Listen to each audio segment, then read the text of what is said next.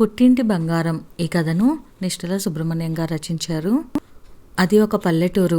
అక్కడ పంచాయతీ నిధులతో ఒక శివాలయం కట్టించారు. ఆ గుడిలో రామశర్మ పూజారి. ఆ ఊరిలో అందరికీ ఆయన అంటే గౌరవం. ప్రతిరోజు వేకుజామునే గుడి తెరిచి శివునికి పూజా కార్యక్రమాలు నిర్వహిస్తూ ఉంటారు. ఆయనకు వచ్చే జీతం తక్కువైనా కుటుంబ గౌరవానికి ఏమాత్రం భంగం రాకుండా చూసుకుంటున్నారు. భక్తులు సమర్పించే దక్షిణల రూపంలో వచ్చే ఆదాయం కొద్దిగా ఉపయోగపడుతుంది. మధ్యతరగతి కుటుంబం మరి. ఎవరైనా భక్తులు కోరితే వారి ఇంట్లో రుద్రాభిషేకాలు హోమాలు జరిపిస్తూ ఉంటారు. వారు ఎంత ఇస్తే అంతే తీసుకుంటారు, కానీ ఎవరిని అధిక దక్షిణల కోసం బలవంతం పెట్టరు. ఆయన భార్య సీతమ్మ గారు కూడా ఎంతో జాగ్రత్త గల ఇల్లాలు. వచ్చే ఆదాయంతో కాలక్షేపం చేస్తుంది. వారికి లేక ఒక కూతురు మహాశివరాత్రి నాడు పుట్టింది. అందుకని అమ్మాయికి ఉమాసుందరి అని పేరు పెట్టారు. మంచి గుణాలు కలిగిన అమ్మాయి. ఆమెకు పూల మొక్కలంటే ఎంతో సరదా. పెరట్లో పూల మొక్కలతో పాటు ఒక మారేడు చెట్టు ఉంది. ఆ ఊర్లో ఎవరి రుద్రాభిషేకం చేసుకున్నా వీరి ఇంట్లో నుంచే మారేడు దళాలు వెళ్తాయి. కార్తీక మాసం వస్తే చాలు అందరూ మారేడు దళాల కోసం వీళ్ళ ఇంటికే వస్తారు. ఉమాసుందరి అన్ని పూల మొక్కలను మంచి పేర్లు పెట్టి వాటిని ప్రాణప్రదంగా చూసుకుంటుంది. అలాగే మారేడు చెట్టుకు కూడా మంచి పేరు పెట్టుకుంది. ఆమెను 10వ తరగతి వరకు చదివించి ఇక చదివించలేక అక్కడితో ఆపేశారు. పెళ్లి చేయాలంటే కనీసం 3 లక్షలైనా ఉండాలి. ఉమా ఆమె తల్లిదండ్రులు పడుతున్న అవస్థలు చూస్తూనే ఉంది. రామశర్మ కూతురికి మేనరికం లేకపోలేదు. వాళ్ళు ఆ ఊర్లోనే ఉన్నారు. రామశర్మ చెల్లెలి కొడుకు ఉన్నాడు. కానీ 2 కుటుంబాలకు ఏవేవో మనస్పర్ధలు వచ్చి కొంతకాలంగా మాట్లాడుకోవటం మానేశారు. కానీ రామశర్మ చెల్లెలి కొడుకు రమేష్, ఉమా మాత్రం అవకాశం వచ్చినప్పుడల్లా మాట్లాడుకుంటుంటారు. ఇప్పుడు తన పెళ్లి చేయటం అంటే తను వాళ్లకు ఒక మహాయజ్ఞం చేసినట్లే. బాగా ఆలోచించి ఒక నిర్ణయానికి వచ్చింది ఉమా. ఒకరోజు రమేష్కి ఫోన్ చేసి, మనం ఒకసారి కలుసుకోవాలి, నీతో మాట్లాడాలి అని చెప్పింది. ఇద్దరూ ఒకే చోట కలుసుకొని మాట్లాడుకున్నారు. రమేష్కి ఉమాకి కూడా చిన్నప్పటి నుంచి ఒకరంటే ఒకరికి ఇష్టమే. కానీ పెద్దవాళ్ళకు భయపడి మాట్లాడుకోకుండా ఊరుకున్నారు. ఇప్పుడు ఇద్దరు వయసుకు వచ్చారు. ఒకరంటే ఒకరికి ఇష్టమని తెలుసుకున్నారు. ఉమా, బావా, ఇన్నాళ్ళు మనం పెద్దవాళ్ళకు భయపడి ఊరుకున్నాము. మా వాళ్ళు నాకు పెళ్లి ప్రయత్నాలు చేస్తున్నారు. నేను నిన్ను మనస్ఫూర్తిగా ఇష్టపడుతున్నాను. నీకు కూడా నా మీద ప్రేమ ఉంటే చెప్పు. మనం గుడిలో పెళ్లి చేసుకుందాం. మన పెద్దవాళ్ళు ఒప్పుకోరు. కోపం వచ్చినా కొన్నాళ్లకు అదే సర్దుకుంటుంది. ఏమంటావు అంది.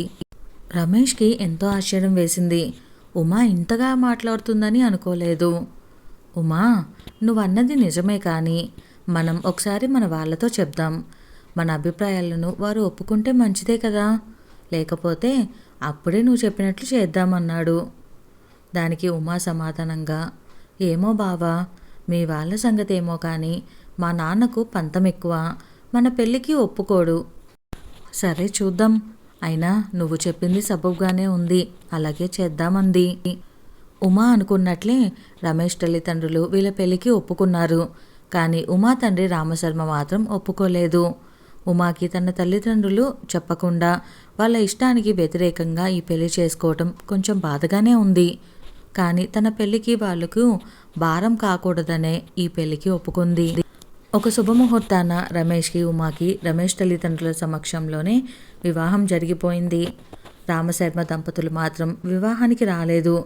వారి దగ్గర బంధువులు ఎంతో చెప్పి చూశారు, కానీ రామశర్మ మాత్రం తన అభిప్రాయం మార్చుకోలేదు. ఉమా తల్లి సీతమ్మకు ఇష్టమే. అయినా భర్త మాటకు ఎదురు చెప్పలేకపోయింది. ఒకరోజు ఉమాకి ఇంట్లో రుద్రాభిషేకం చేసుకుందామని అనుకుంది. భర్త అత్తమామలు కూడా సరే అన్నారు. ఉమా ఆ ఊర్లోనే ఉన్న సోమయాజులు గారిని రుద్రాభిషేకం చేయించవలసిందిగా అని అడిగింది.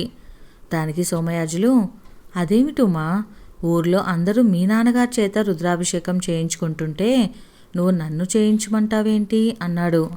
మీకు తెలియందేముంది బాబాయ్ గారు, మా నాన్న సంగతి అంది. సోమయాజులు, సరేనమ్మా వస్తానులే అన్నాడు.